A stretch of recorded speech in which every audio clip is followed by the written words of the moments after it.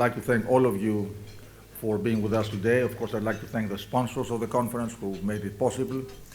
And if you allow me a moment, I mentioned it during the morning sessions.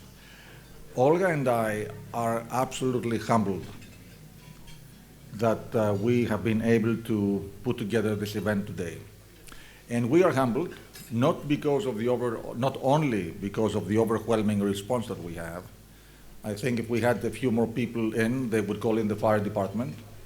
We maxed out. But it's not the quantity, it's the quality of the people who came. And above all, it's the quality of the agenda that we have been able to put together in front of you. We have to get today with us the institutional leadership of global shipping. And this institutional leadership of global shipping came to Athens to interact with our Greek peers.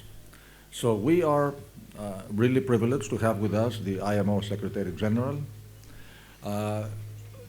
the heads of the 4 major industry organizations, International Chamber of Commerce, Mr. Grimaldi, BIMCO, Sabrina Chao, Intertanko, Mr. Paolo D'Amico, and Dimitris Tafalios of Intercargo. And of course, we are privileged to have with us Ms. Melina Travlou, who is the president of the Greek Shipowners Union, also Marili Frangista, who is the president, among other, of the Maltese Shipowners Association, and Philippos Philis, who is the president of the European Community Shipowners Association. And definitely last but not least, our minister, who today, I understand, put through the parliament a transformative new bill. So I'd like to thank also Nick Tsakos, who has been not only a great friend of ours and a great supporter of everything we do around the world, but who also is the main sponsor, the sponsor of today's lunch. And with this, I'd like to go to the next. What an amazing context that we have here today. This tremendously senior international group with us, that we have the opportunity also to pay our respects to a unique person, Mr. Themistocles Vokos, who has been,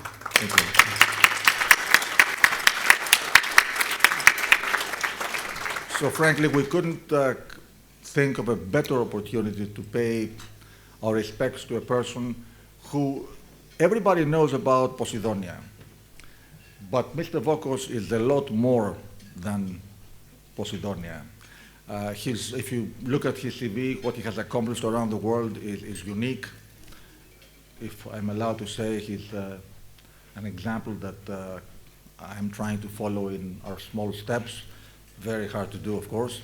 But he is an amazing personality with a global success, a global track record.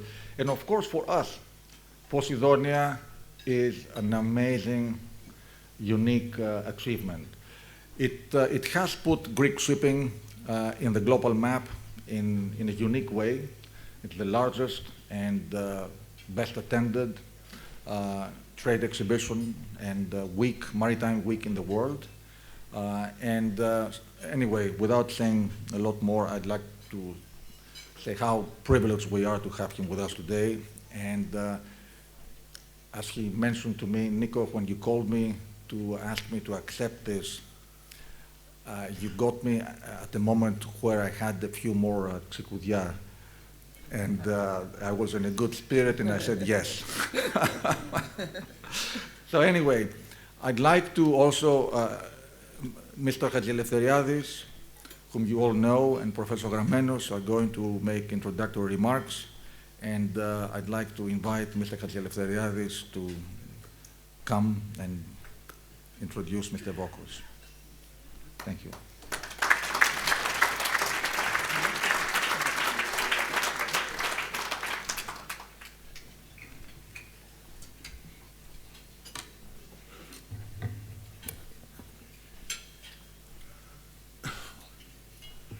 Good evening, ladies and gentlemen.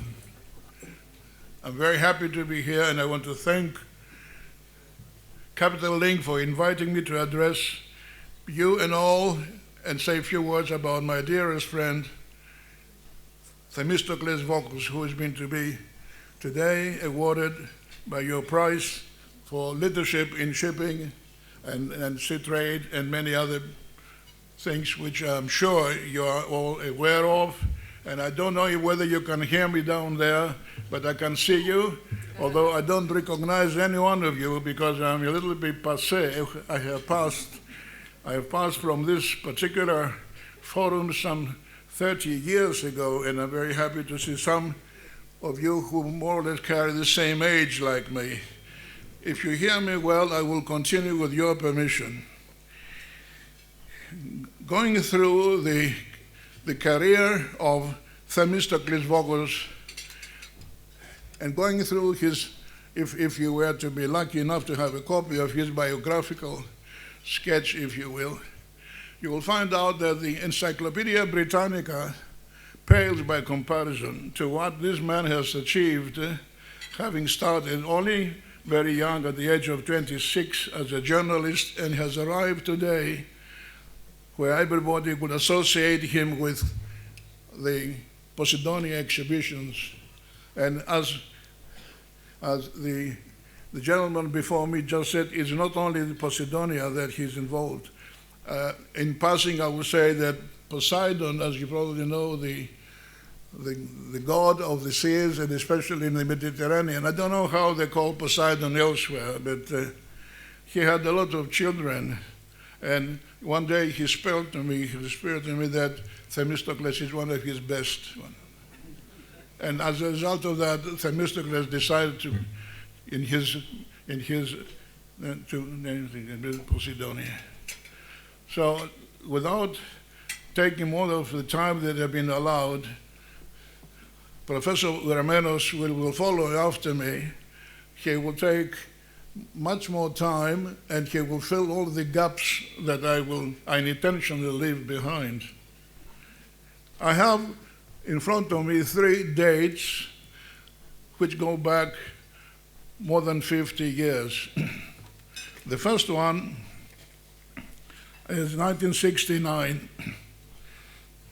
It was the time that the first Posidonia were held at the Zapion Megaron in Athens.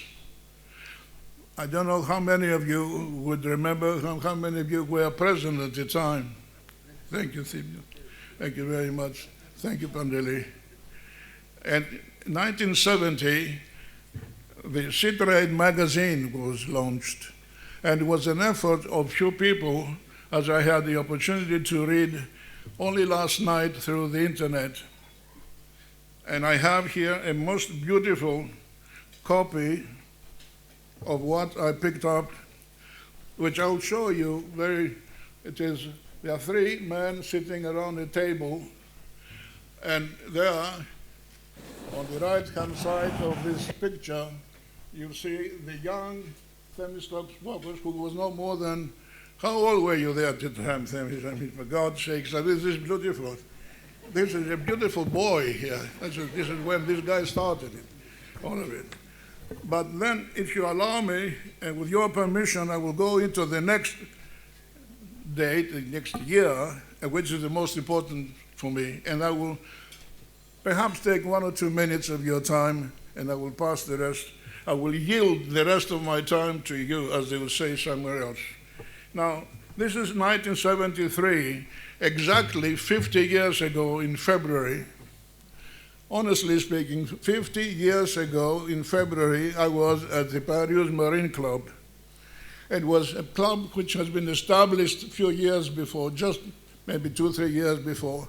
And as a result of the fact that it was something beautiful, you could see every day a lot of people. And unfortunately, a lot of ship-owning companies have left Piraeus, and as a result of that, if you go today, probably you will not see the amount of people that we used to gather there. So one day at Paris Marine Club, the father of Themistocles Vokos, Mr. Theodoros Vokos, came in, and he announced that his son Themistocles, he was going to put together the first Seatrade conference. At the same time, that conference was going to take place in London and in New York. But at the same time, we have to realize there's 5 hours difference between London and then 7 hours difference from Piraeus. And the whole of the audience and participants at the club at that particular moment, they said, we will go, it's fantastic, etc. That was the first maritime conference under the name Seatrade. And that was the day that the Seatrade conferences were instituted, and it was. Now, what is my connection with that? I would like to recognize in the audience Mr. Pantelis Velisaropoulos, who is a compatriot in terms of many ways, that we were the only ones, 2 of us, that we elected to go to New York as opposed to everybody else who went to London. It happened in March, a month later, at the Grammenos house, and at the same time, the one in New York was going to take place at the Hilton Hotel. What a wonderful time we had together on the plane. And when we arrived there, Themis' father and Theodoros' grandfather was there by himself, and he came and he sat next to us. We were the only 2 Greeks out of many, and there could possibly be about 600 delegates. Amongst them, with permission to mention his name, was Mr. Soros. That was 50 years ago. Beautiful.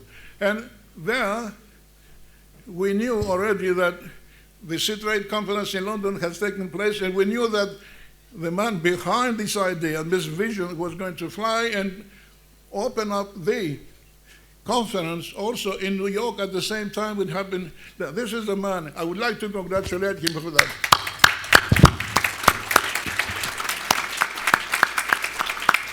Such a thing has never happened before, never. And probably was been copied, maybe, but I don't know, the fact that 2 fantastic conferences took place. And by the way, I'd like to say, this is something which is very, very important, is that the one in London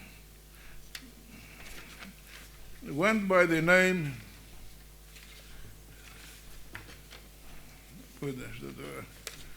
I always mix my papers here, I don't know why.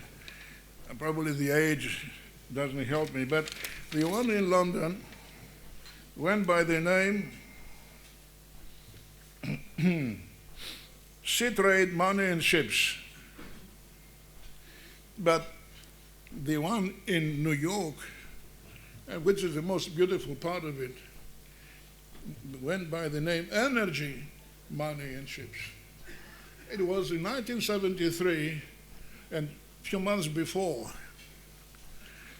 as you probably remember, some of you, that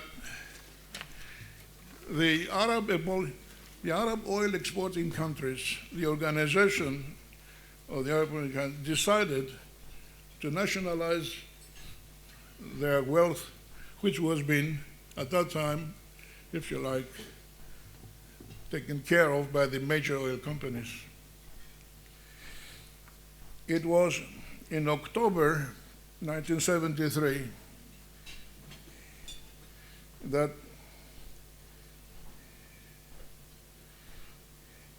the Organization of the Oil Exporting Countries imposed an embargo in the United States, which lasted until January the next year.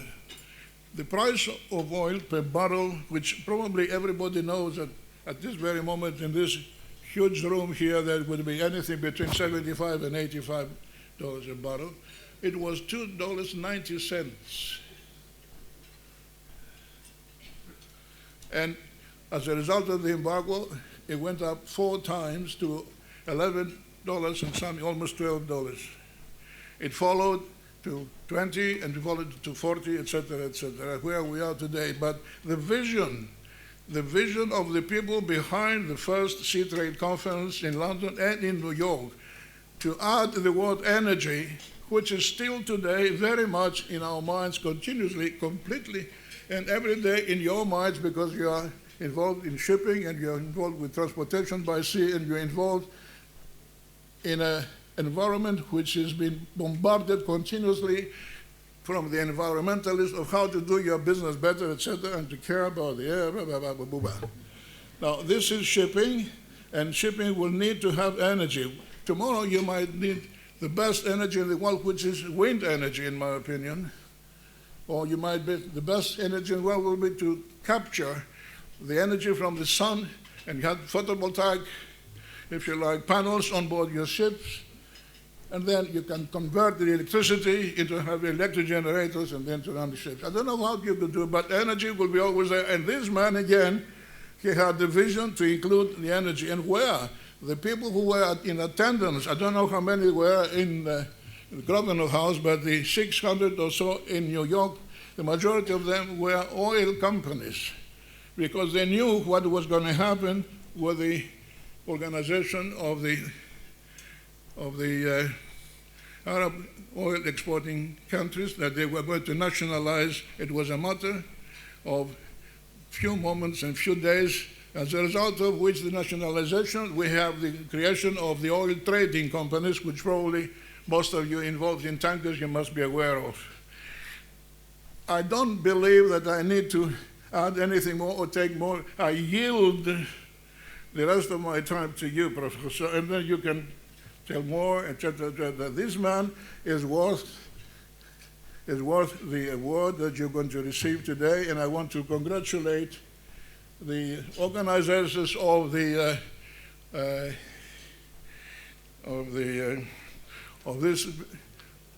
event. I want to congratulate them for picking up this gentleman, to recognize him there for what he has done in shipping and the leadership that you have provided. Thank you very much.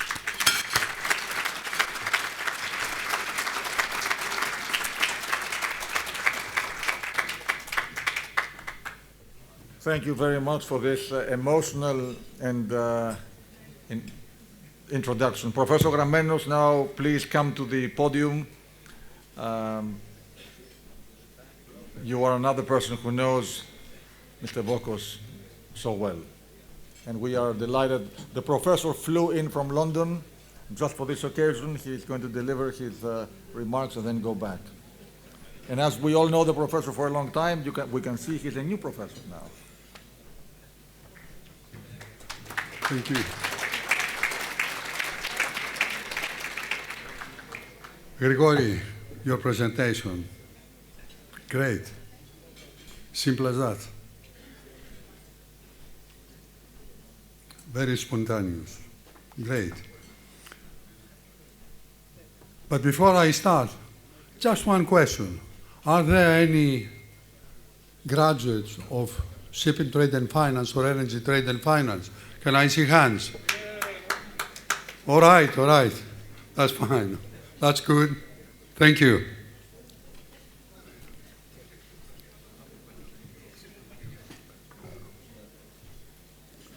Ladies and gentlemen, I want to thank very warmly Mr. Nicholas Bornozis and Mrs. Olga Bornozis for organizing this excellent forum and for giving me the opportunity and the honor to say briefly a few words, there may be more than a few words, for a very, I would say, entrepreneurial and very creative mind. I'm referring to Mr. Themistocles, but from now on, Themis Vokos, who I happen to know since the early 70s, 1970s, or very late 60s. Themis Vokos has always been a very entrepreneurial, with a very creative mind, and the result of this creativity have been vividly visible to many of us. The first which comes to my mind is the Seatrade magazine that he established in 1970, which I read from the very beginning. It was considered the economist of shipping. Interesting articles written by very good journalists with economic and financial expertise, an area that I had an interest. A new world in comparison with the then magazines, shipping magazines which existed. In 1973, another first is what you said. The first Money and Ships conference at the Grammenos House Hotel in London, where I participated by representing the National Bank of Greece. We were there, Gregory, 1,100 participants. In New York, at the same time, you were approximately 600, you said. Huge number for 1973. New ideas presented and vividly discussed. Dialogue becomes important in the almost silent world of international shipping. In 1988, I will participate in Shanghai to a conference organized by Seatrade. The audience were mainly Chinese. I tried to say a couple of jokes at the beginning to warm the atmosphere. No reaction from the audience. I turned to the chairman and said, the Chinese humor, if you wish, is well known, but today is absent from this room. In my next joke, the laughter of the participants was spontaneous and very, very loud. We all were learning from the creations of Themistocles Vokos. At the same time, I will learn that Themistocles Vokos had established two magazines in Chinese, Maritime China and China Transport. To my surprise, another publication in Chinese, concentrating in health, printed by Themistocles Vokos in more than 4 million issues. Did you hear that? More than 4 million issues. Tend to be a cooperation between Vokos Group and Chinese Ministry of Health with a target how an ancient Chinese medical practice can also be benefited by the use of international contemporary medicine. Themistocles Vokos, the bridge maker. Since I'm referring to the bridge maker, let me mention another part, another first. The major international conference in Hong Kong, which was attended by Chinese and Asian leaders, prime ministers, some of them, while the audience consisted of prominent politicians and business leaders. Keynote speaker, the very influential Henry Kissinger. Yes, Themistocles Vokos, the bridge maker. In 1989, very many of us from the City of London participated to an innovative movement of Themistocles Vokos, the creation of the annual Seatrade Awards. In his own words, the event celebrates the achievements of the maritime community and the contribution that people in shipping have made towards the protection of the marine environment, safety at sea, and innovation in shipping. I left the last, the Athenian Posidonia in 1969 and 1971, which from 1972 take place on a biennial basis. It is at the very international event of huge proportions, the presence to which is a must for the Greek and international ship owners, ship brokers, charterers, financiers, traders, politicians, and other relevant parties. They know that face-to-face meetings over a lunch, a yacht excursion, and brief discussion at a reception can produce meaningful results. They want to be there. For Greece is of paramount importance, but this is the result, not the target.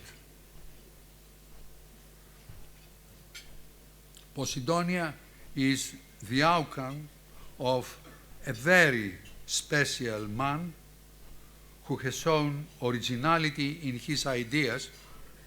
Ladies and gentlemen, I have to make clear that I presented only a tiny part of his activities. Very tiny, I have to say. So I'm repeating, it is the outcome of a very special man who has shown originality in his ideas, clarity in his aims, and an unstoppable creativity. Unstoppable creativity. Creation, ladies and gentlemen, creation justifies our lives. Themi, I salute you. I do salute you. Very warm congratulations and every good wish. Thank you.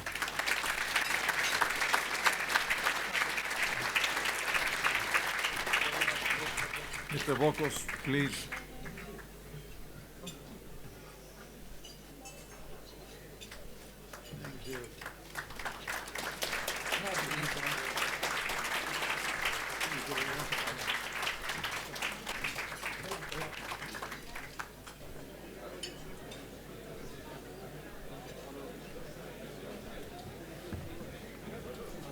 Let me start, ladies and gentlemen, by saying thank you to Costas, thank you to Gregory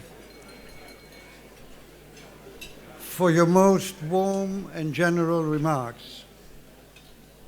More general than I really deserve.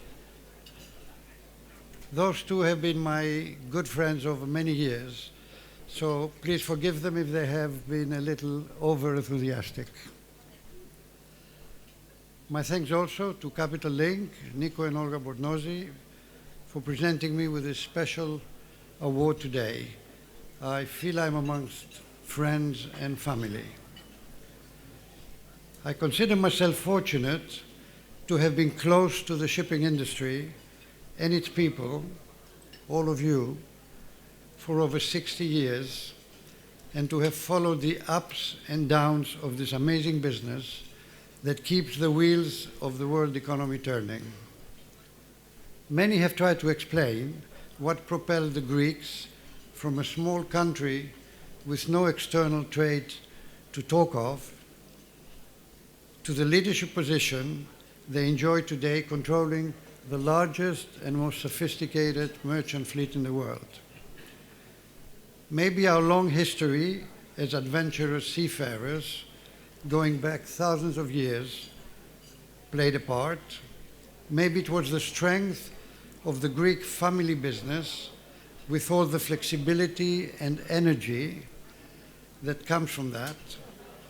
Or maybe the ability to deal with the changing circumstances, the volatile shipping markets, in a quick and effective way, something that the corporate mindset cannot easily digest. And maybe also a sense of cultural agility that turns the world into your oyster. When it comes to global shipping, Greece sits at the top table with a voice to be reckoned and with a record to be proud of. It was my early interactions with Greek ship owners and others in the maritime community as a young reporter in the late 50s and early 60s in London and New York that inspired me to look at the world as one universe where anything was possible anywhere. My own maritime adventure started in September 1956, when at the age of 17, I boarded the Liberty ship Virginia in Trieste, bound for Norfolk, Virginia. The ship was named after the wife of Anthony Papadakis, mother of my schoolmate, lifelong friend, and partner, Nikki Papadakis, and it took us 28 days to get there, encountering on our way Hurricane Betsy, which meant that although the captain kept the ship onto the weather and the waves, we went backwards for 3 days. This voyage and the return one in the winter of '57, from Baltimore to Antwerp, on board the Liberty ship Norlandia, belonging to the Venizelos family, instilled in me a lasting sense of respect for and love of the sea, as well as the realization, romantic as it may be on one level, but very real as well, that the oceans were joining people and cultures rather than separating us. And it was this bringing of people together and creating a marketplace like the ancient agora under the Acropolis, where people could meet, debate, and exchange ideas, that became an extension of my work as a journalist and later as the publisher of Seatrade. In the early 70s, the various elements of the shipping industry were operating in separate boxes, as Gregory and Costas mentioned. It became Posidonia's and Seatrade's mission to organize conferences, exhibitions, and training programs around the world, from Rio to Tokyo, from London to Hong Kong, and from Miami to Shanghai. None of these events could have happened without the early support, guidance, and advice of some extraordinary personalities. I had the privilege to know some of them, amongst them John C. Karas, Anthony Chantris, George P. Livanos, John Hadjiefelfteriadis, Michael Peratikos, Periklis Panagopoulos, who guided us in setting up the Seatrade Miami Cruise Convention, Nikos Soutos at the 81 Pan-African Convention in Monrovia, and Phrixos and Basil Papachristidis and Mimi Chandris, who played a key role in our Cairo and Kuwait Arab conferences. If I'm name dropping, it is for a very good reason. As I receive this award today, I want to pay tribute to those shipping leaders who supported me as early as they did and who shared our vision that bringing the maritime community together was, despite the opposition of a few, a good thing for this important industry, helping to articulate policies, canvass for its collective interests, raise its profile, and very importantly, promote a positive image of the shipping industry to the public and the wider world. One such person was Frank Chow, Sabrina Chow's uncle, a good friend of Greece and a close friend of mine, who introduced me to the vibrant maritime communities of Hong Kong, China, and Japan. I remember my first meeting with Frank at the Posidonia 1972 over a drink at the Astir Palace, when he told me, "Go east, young man." Advice I followed, which led me to living in Hong Kong for some 20 years and developing close connections in China and Japan with business initiatives in diverse industries beyond shipping.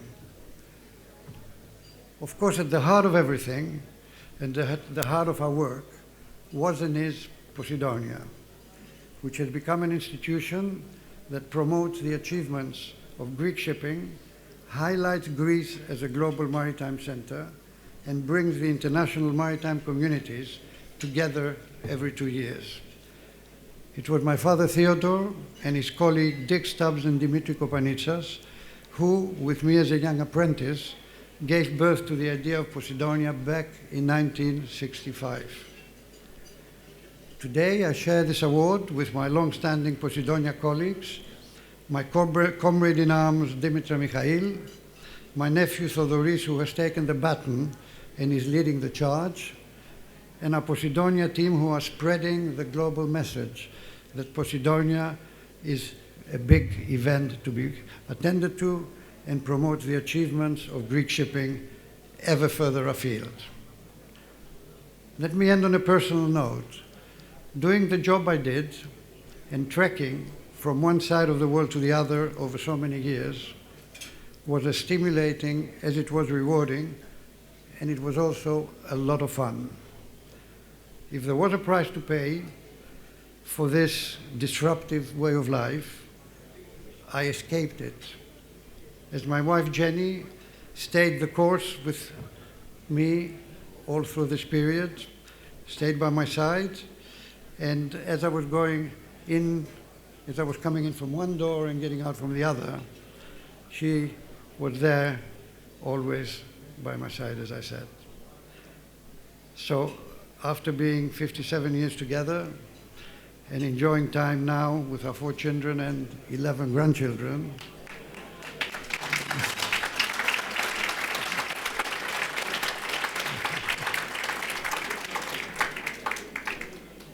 I do consider myself a very lucky man. Thank you.